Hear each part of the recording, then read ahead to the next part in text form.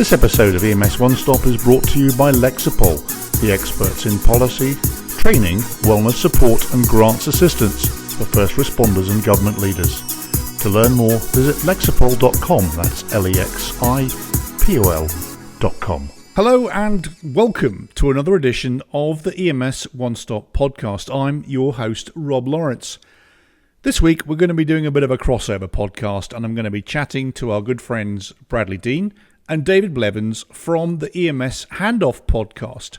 Now, I had a chance to talk to those guys when I was down at the North Carolina EMS Expo last month, where I had the honour to be one of the two keynote speakers for the conference and also to be the banquet speaker, which I must say was amazing fun. We're going to talk about my keynote, which was entitled Elephants in the EMS Room, where I talked about some of those things that we really need to be paying attention to, some of those things that we really need to be fixing. And so let's go over and join the action in the studio with the EMS Handover Podcast. But today we've got competing podcasts. So Bradley Dean, introduce our guest and tell us who you got with you. So today we've got Rob Lawrence. I want to let him kind of introduce himself, and he's got a podcast that he runs on another platform that hopefully we're going to put this on both. Hopefully we'll do some crossover. Hello, I'm Rob Lawrence, and actually I am the voice of EMS One's EMS One-Stop. I'm also the voice of the NAMT radio podcast for NAMT members, and also with my home company Prodigy, we produce the EMS Educator podcast. So basically you won't get me off your airwaves. All right. So this morning you did a presentation, talking about lots of challenges and things that face EMS. And, so let's take a minute. Let's talk about the elephant in the room. Well, there's many elephants in the room, and I came up with 10 things that we probably all know about, which we need to think about, and occasionally we need to act upon. And so really it was an hour's worth of hopefully thought-provoking topics and things that just are challenging us as an industry, as a profession, from everything from politics to education through to just dealing with the aftermath of the pandemic. Yeah, so that presentation brought up a lot of things for people to think about. Everything from looking at recruiting, retention, all of that. So what are some of the services that you work with, doing right now with some of that?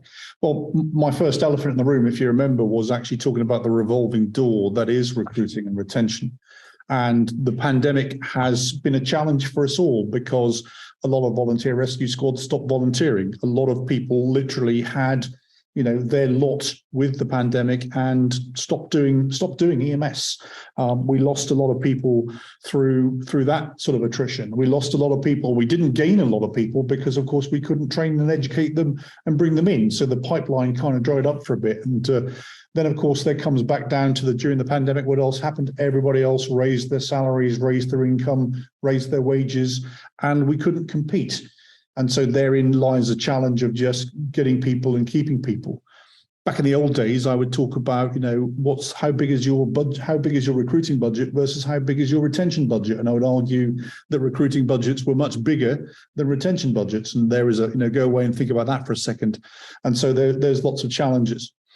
I went out to look at the wider world, and as part of my discussion was just to talk to leaders really about how we can fix that. And I looked at the Glassdoor this year, the top 50 Glassdoor companies, and looked at their the description of their sort of citations, if you like. And not one of them mentioned pay and benefits, but all of them mentioned the ethos, the teamwork, the leadership. And so my takeaway and my elephant, if you like, was the fact that we have to think about that and work hard on creating the environment in which people are going to want to stay and going to want to thrive. Sometimes it's not necessarily the pay, but it's actually the people. And so we have to work on that. And that was my sort of opening gambit, if you like. Yeah. So, for recruiting and retention, yes, we have to work on the people. And in order to recruit, in order to retain people, we've got to have funds to be able to do that. So one of the other big elephants is reimbursement. Yep.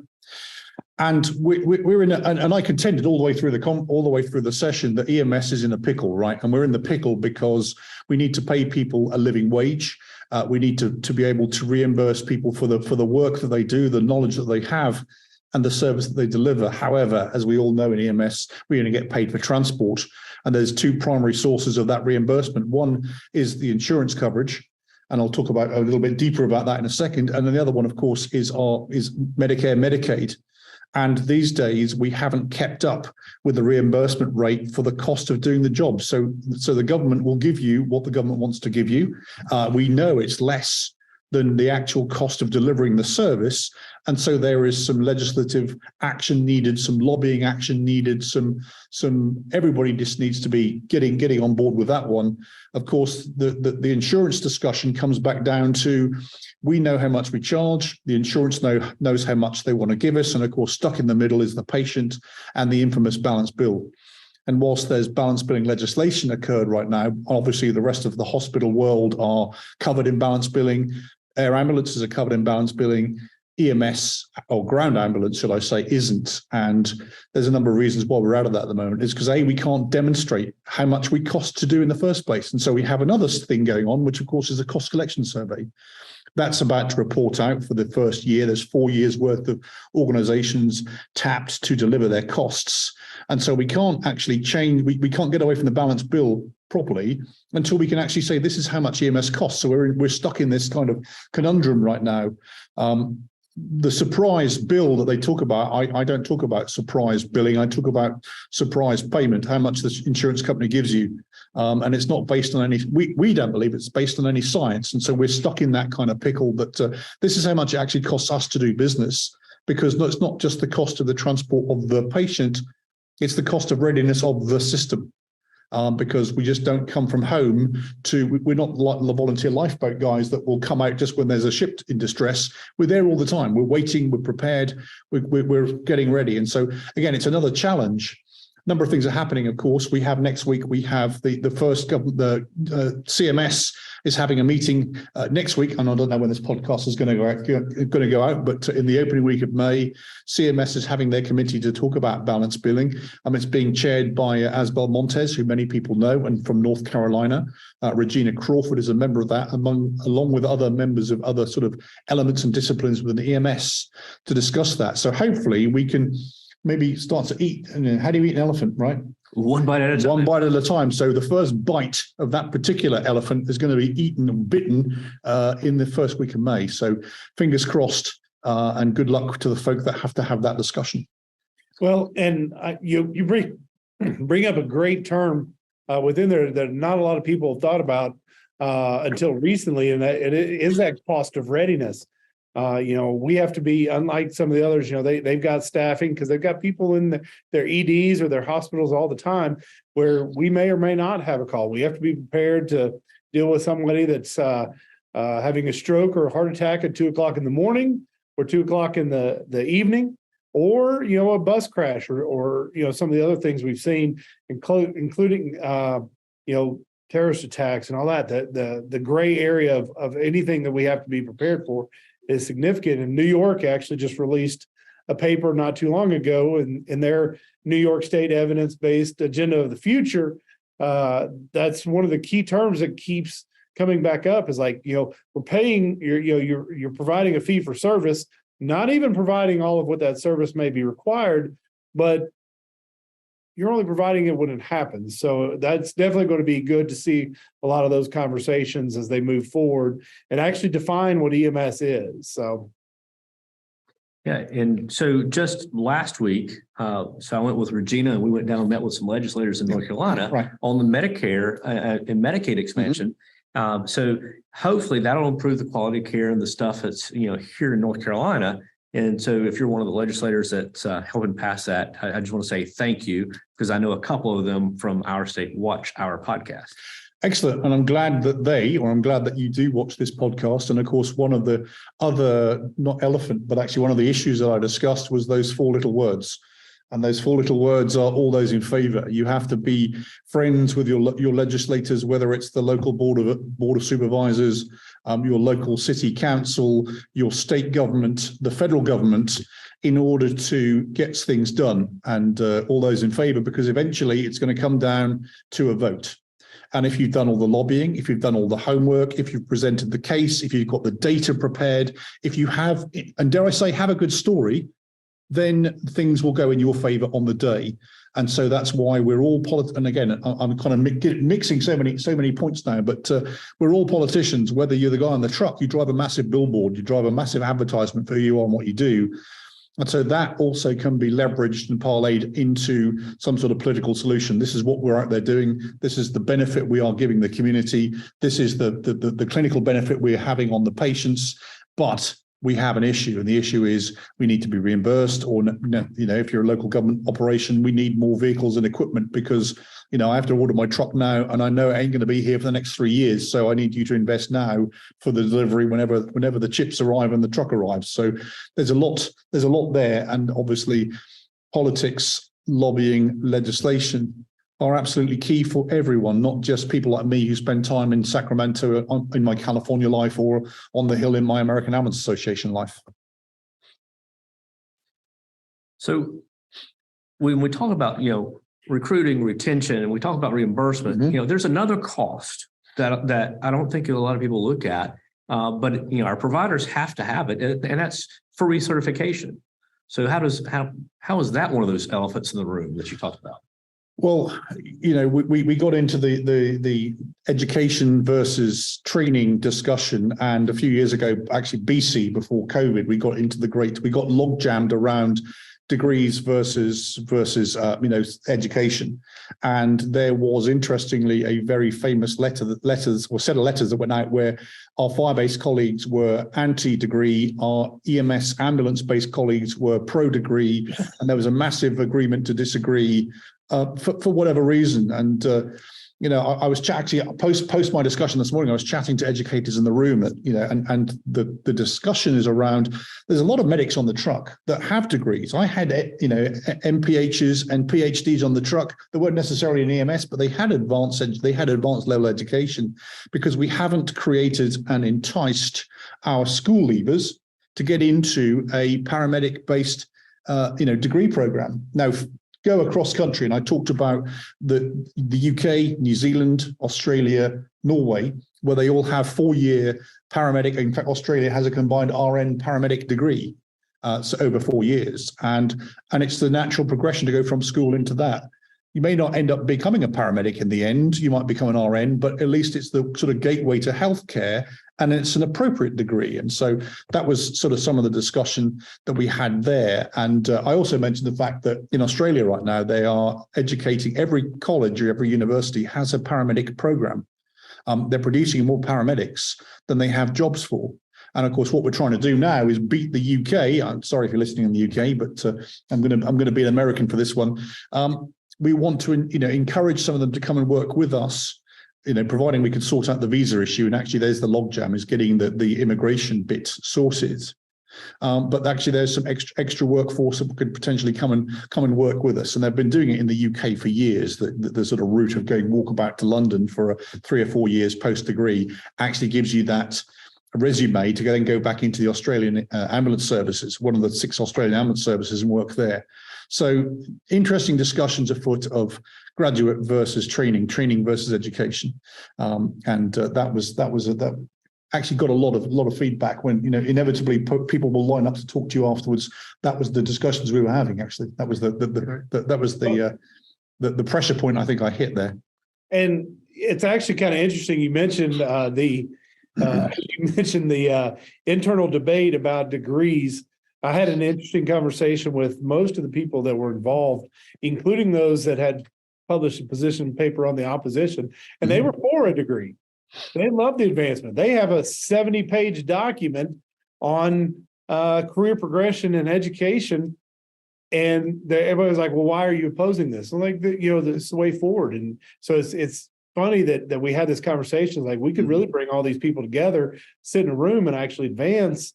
Because that's really what it is. Like, let's come together and discuss. And that's how advancement comes. When you take a look at some of the other places you mentioned, somebody had to sit down in a room and go, "Hey, this is a great idea.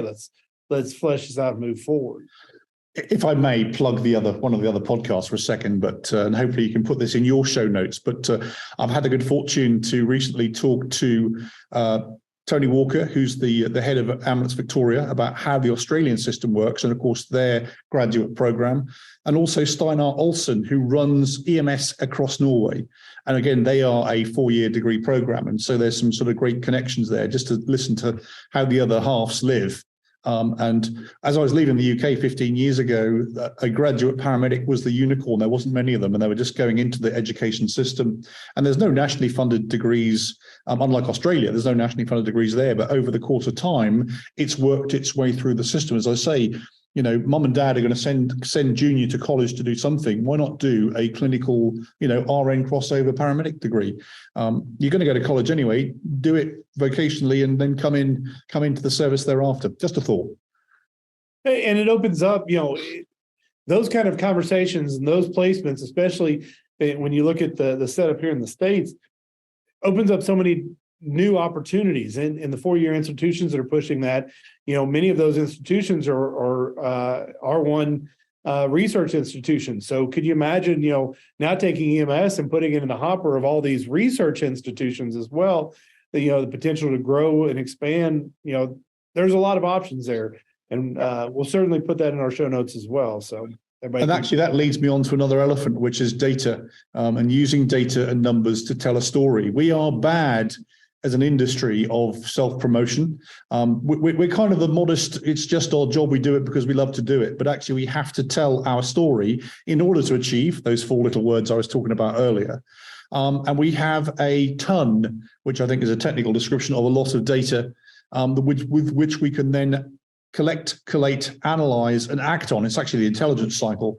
And we need to use our numbers to tell a story, whether it's to convince a locally elected official to make a decision. One of the things I talked about in the session, and if people out there just Google NEMSIS EMS by the numbers, there is actually every week NEMSIS publish a set of charts based on the 50 million records that they have in the NEMSIS database in any 365-day period, that talk about the call volume for the national EMS system, that talk about things like, ILI related calls, whether it's cardiac arrest, gunshot wounds, etc., or trauma calls. And they publish this every week. They update it every week. And I've used it no end of times to brief officials at all sorts of levels about the various issues that we're facing. And again, we're using the numbers to tell the numbers to create the picture, in which case, a picture, the graph, the stats paint 1,000 words to help us along. And so that was one of my kind of takeaways, is to go and Google right now, the fact that we've got this information out there. You can use it and again, we have to convince our locally elected officials or nationally elected officials that we have an issue, we have a case to answer, and they need to help us solve it. Well, and that brings up, I had a conversation with our state legislators a few years ago, and one of the things that he mentioned was, well, you all just pick up and take to the hospital. And, there was no analysis. He had no indication of what we did. And that data is part of what we need to educate those decision makers to, as you said, get all those in favor. Because when it comes down to appropriations, and we can talk about, EMS as an essential service, but if it doesn't have the appropriation behind it that gives the dollars, then a lot of this stuff goes away. So if we have the data, then you can go back and it's like, look, in your jurisdiction, we had X number of this or that, and it translates to this. And, hey, how was EMS funded, or how was EMS started? Right. There's a little piece of paper in the United States called Accidental Death and Disability. And one of the key things was there was a significant amount of money being paid out to the morbidity and mortality of these patients, and they wanted to stop that. It's like, if you give us $2,000, we reduce you, X number of payouts and insurance claims, or this, that, or the other. So actually, you just touched on another point there, that both NAMT and AAA have legislative guides, and part of those guides also talk about how to invite somebody and host somebody in a visit or a ride along to your service. And that's vitally important, that when you go and meet these elected officials in the State House or in the national capital, invite them back, because they come from where you come from, because otherwise they wouldn't be your locally elected official. So invite them back to the agency for a visit where you can push the boat out, you can take them, show them what you do, and they get firsthand that knowledge of what it's like life on the street. I mean, interestingly, we had a thing in Sacramento a few months ago. We've had massive wall time issues, handover delay issues in California. It's been eye-wateringly bad. And so a news reporter asked to come on a ride along. So we literally put them in the supervisor vehicle, drove the supervisor vehicle to the hospital, put them on the back of the truck. There you go, you're with this crew. Where's this crew going? Nowhere. They've been here for 6 hours and they'll probably be here for another 6. There's your report. That's the way things change. And I'm going to use the term dog and pony. A lot of times we get, especially the federal legislators come in and you take them through all this is what it looks like, but like give them a shirt and toss them onto your maybe your QRV so you can get them out to any vehicle, any call and say, hey, ride in with the crew. I had an anesthesiology student that did a ride along with us once. And we ended up with a cardiac arrest call, and he got to help participate in that. And he's like, by the time it got done, he goes, I had no clue that you all did any of this. He goes, my opinion so far has changed. And that individual did more advocacy for EMS than his own desire to finish anesthesiology school. I mean, obviously he finished and continued, but those kind of things change people's mind. They do. And we were on the Hill in Washington, D.C. a few days ago for EMT on the Hill, and one of the state delegates was talking to someone who's on one of the health committees, and they had the aha moment when I'm leaving here and going to catch Secretary Becerra and get them on the case because I hadn't realized it was this dire. So if you have to talk to these people, invite them along and get them involved and state your case. So we've talked about reimbursement. We've talked about recruiting, retention, recertification. One of the other elephants that you mentioned today was contracting. Right. So let's talk a little bit about contracting. Yeah. Now, in many places in the country, of course, the local certificate of need or the exclusive operating area is essentially bid out. And a lot of local authorities will describe what they want to see in their EMS system. They'll identify usually response time standards. They'll identify targets. They'll identify penalties, charges, whatever, fines, whatever you want to call them.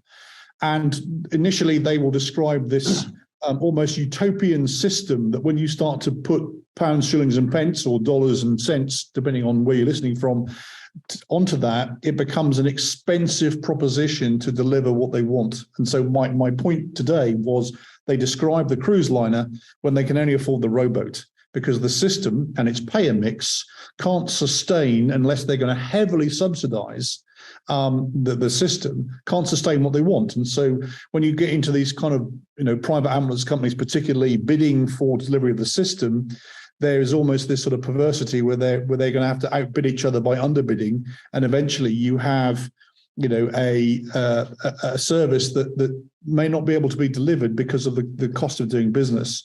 The other thing that I noted is that in some RFPs there is fees that the successful bidder has to pay the locality. For example, each fire truck has to have new monitors. The whole office of EMS of that particular area has its salary paid for by income from the winning bidder. And so there is almost this kind of pay to play, which is a perversity. And so that was kind of one of the things that I raised, that we need to stop doing that. You just need to sort of Google where systems are failing. You will see that there is all sorts of realizations, if you like, that this actually does cost a lot of money to run an EMS system. And just by taking it back, or by finding that the incumbent ambulance company isn't actually solving anything. And so we have a lot of fixing or unfixing, depending which side of the table you're sitting on, to do around contracting ambulance service to deliver a service that we know is unaffordable based on what you've described. And so therein lies that particular challenge. So contracting, reimbursement, all this, and we've talked a little bit about it, but let's talk just a little bit more about politics and why people should speak to the politicians and have stuff ready. I now do this pretty much for a living, 50% of my time, whether it's state politics or national politics with either CAA or AAA. But we put these people into office, simple as that. All right. They are there representing, doing our business. And so we're their constituents. And so we have that kind of, particularly when you show up in uniform, please show up in uniform. You have that kind of hometown advantage when you're trying to legislate for change. We want North Carolina, it's in a lot of stuff in the news around the creation of a thriving wage or a living wage. And it's actually, I think in North Carolina that rising tide has lifted all ships, because if one county is paying more, the other county isn't. I'm just going to move and change over. And so to actually lobby the local authority, whatever that authority is, to increase salary and living wage for the workers means that you're not going to be losing people all the time because the next door county isn't paying more than the current county. So that's the reason to get involved. We've got a lot of change coming up. We have, we talked about balance billing. We talked about cost collections. We talked about things like, if you're dealing with VA and the payments that are going on there, that's an income challenge for EMS. So we talked about, extension of line of duty death benefits, for example. That requires funding. It requires legislation. It requires attention. So there's a lot of the add-ons, in other words, the rural, if you're in a rural and a super rural area, that those payments go away periodically because they're just on a sort of a 5-year cycle. And I remember we got the add-ons added back in a few years ago. Oh, that's it. Well, no, we've got to keep going because it's going to run out again. So there's lots of politics and politicking, and actually it's not just preserved for government affairs consultants. Actually, the more medics you stick in front of your locally elected officials, the better, because they are the ones that can tell the story. California right now, we're going through a political campaign to increase our Medi-Cal funding. And the people that we're getting to tell those stories are A, the medics, and B, labor unions. And we are totally in lockstep with all of our labor colleagues, because we want to be able to pay our people better, which is, of course, what our labor colleagues want. But unless we work together on getting the government or the local government to change their current rates, their current fiscal settings, we're not going to achieve anything. And so therefore it takes all sorts to get this done. Interestingly, I talked about a number of national associations. Prior to COVID, for example, we had fire-based organizations, ambulance-based organizations that generally didn't have the same agendas. But of course, we realized that some of these big ticket items, particularly around governmental Medicare, Medicaid funding, etc., everybody is now working together and in lockstep. We had a meeting of the minds where we said, okay, let's agree on what we don't agree on and park it. Now we've got things left that we do agree on. Let's all hunt as a pack and get this done. And so the last EMS on the Hill, NAMT's EMS on the Hill, the opening speaker was from IFF. The next speaker was from AAA, and then NAMT came in, because that just demonstrated the unity. And of course, when you go into those and when you go and see these elected officials, they're like, well, we had this EMS organization and that EMS organization and that far organization. You've been here for weeks. Why don't you just all come together? Well, guess what? We're here together this time. And of course, that has some traction. And, going on to that, some of these individuals that have never been on the side of being an advocate for the profession was like, well, why me as a ground level paramedic or an EMT? And the answer to that is, if they see one of you, it's good for them to just, okay, it's one of them. If it's 10 of you, it's like, well, okay. But if it's 100 of you that are coming to see them, then all of a sudden they're like, wait a minute, I can't just push this away. It's, so it becomes this larger aspect. Now, you've mentioned a couple of them, and I, trying to get that entry into advocacy, I think it's really important for people to know that it's not necessarily going to your state capital or the federal capital. That is a big thing as well. But utilizing things like the NAEMT's online legislative service, you just have to go on there, put in your information, and it automatically sends it to them. Or you can do the stuff like AAA, participate through AAA, or your state EMS service. And it may come down to just making a phone call. You're good to hang out at home, and you call and talk to the federal legislator staff, or your state legislators, or even just your local representatives. Like, that can make a difference. Just make a phone call. Like, hey, you have this bill, the Medicare extenders. Just a couple of years ago, as that was going through, hey, what does this mean to you? Well, I'm in a super rural area. that's a rather large add-on, and that just keeps gas in our tank. And I think is a big thing. So anybody can participate, again, just from going to something like NAEMT or making a phone call or an email. Yeah, and from a campaign perspective, of course, in California, we have the same program where you put your name, your address, and then that targets your locally elected official and then sends the campaign letter of the day or of the week. But also we've become ruthless at using social media, and everything from who'd have thought I'd have a TikTok channel, but I do, right? And so but we have every type of channel you can imagine, and actually we channel our adverts, which we create sort of content, and that then gets channeled into the zip code of the particular chair of the particular committee we're seeking to influence. And so if he puts his Facebook page on, all he's getting is CAA medics on the screen talking about one great guy, gave us this great soundbite that he's one missed shift away from the poverty line, which is criminal. It's awful, but in some cases that's the way it is.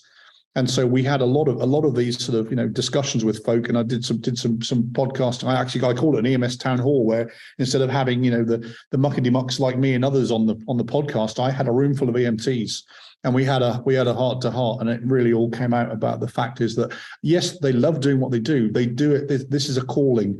This is not a job. It's a way of life. But actually, I can't afford to do it. And I know that Wendy's has more, I can make more as the Walmart greeter, sorry, Walmart, but that you can, or Wendy's or Target or whatever. And I get off on time, and I don't have to deal with some of the trauma. Well, we do two things, trauma and drama. I have to deal with both those things, right? So I'm off. And so, we have we've got a very, very powerful campaign going, and fingers crossed that it will continue to progress, because of course politics is like, in England we call it snakes and ladders. What's the American name for that? It's not, you don't have the board game. What's it called? Shoots and ladders. Shoots. Well, in England, it's snakes and ladders, right? So it's one of those ones where the campaign's going and going and going and going, and then whoops, we're down the chute again, right? And so that's probably a great assessment of politics. But you've got to keep in the game. You've got to keep rolling the dice, and you've got to try and get to the end of the game by getting up the ladders and not, as you'd say, down the chutes. Yeah, absolutely. Yeah. So talking with politics, just look at it this way. If you're an EMS administration, or if you're a field provider, get involved. If not you, then who? Because they want to hear from the people in the streets as much as they do from the administrators. Well, and I'm going to. We've already mentioned it once here, talking about the firefighters associations and their impact.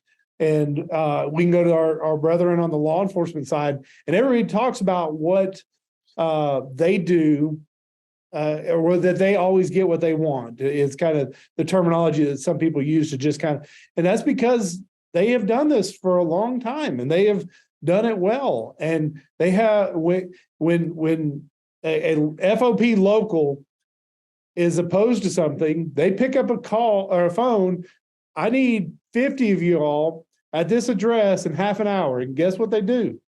They all out there, they're all doing this. I go back to one of my favorite television shows, The West Wing, and I want to use California as an example. And they're like, why are we going out to talk to this local president? And he's like, nobody gets elected in California without this guy. At a moment's notice, he can make a phone call and have 10,000 people at your rally, either for you or against you.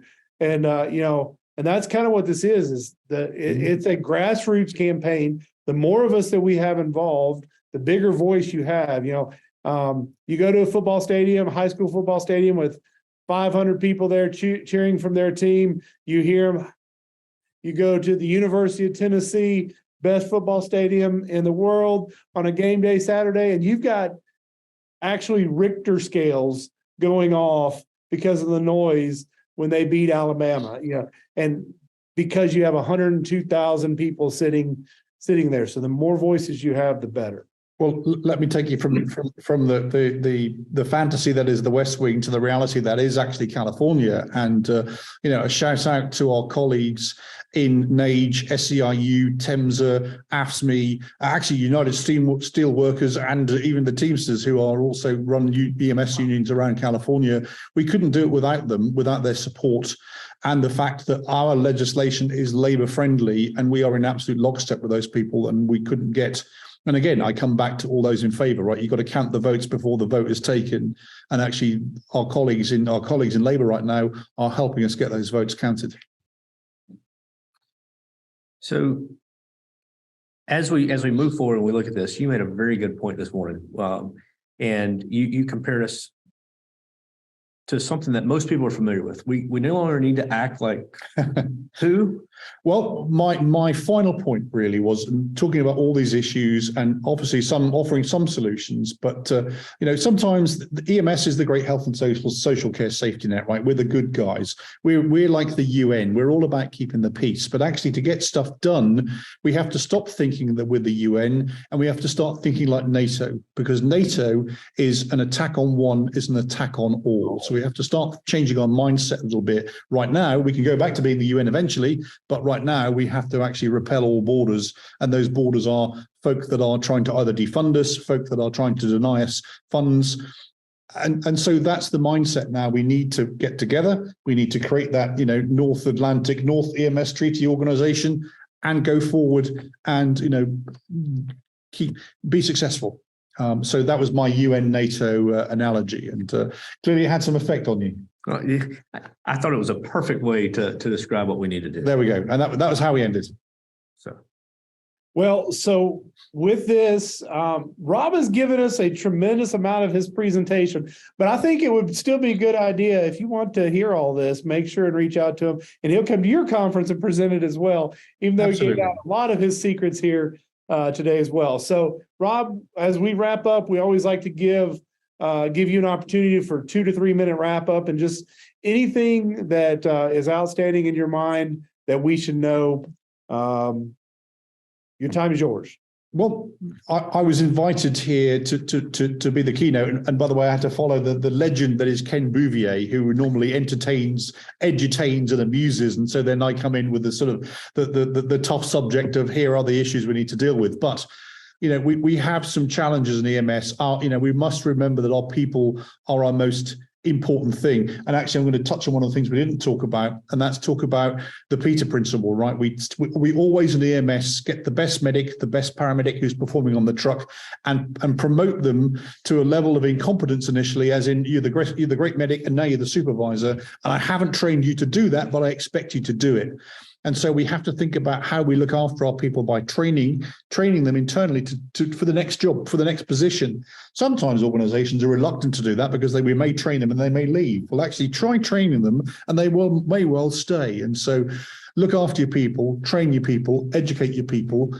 And then I put up another chart, actually, which I may share with you, of looking at how we talk about EMS 2050, right? So this is the great paper that CMS put out talking about where we're going to be at 2050. My contention is we probably would have paved paradise and put up a parking lot by then, by the way. But the point being is the age of the people in the room, half of them aren't going to get to 2050. So I'm looking at you, the 20 to 30-year-olds, because you are the future of EMS. You're the ones that are going to carry us forward into, the next 20, 30 years. And what we mustn't do is lose you. We have to train you, educate you, nurture you, and prepare you to be the leaders of the future. And if we don't do that, then we just end up going back through that revolving door again. And so it's quite simply, it's one of those look after your people, look after yourself and each other moments. And I guess that's really what I came to North Carolina to say. Well, I think you pretty much said it, but anytime I hear that, I go back to Richard Branson's quote or conversation between him and his CFO, and his CFO goes, "What happens if we train these people and they leave?" And he goes, "What happens if we don't and they stay?" And I think that's, you invest in your people, and I think the best, you take care of your people, they take care of everything else. So my thanks to David and to Bradley for having me as his guest on the show. And that's it for now. If you'd like to follow me, you can do that on Twitter at UKRobL1, or indeed you can pick me up on LinkedIn. Don't forget to like and subscribe on the platform that you're listening to us on. That's it for this week. This has been EMS One-Stop. I've been your host, Rob Lawrence. And until next time, or next week, bye for now.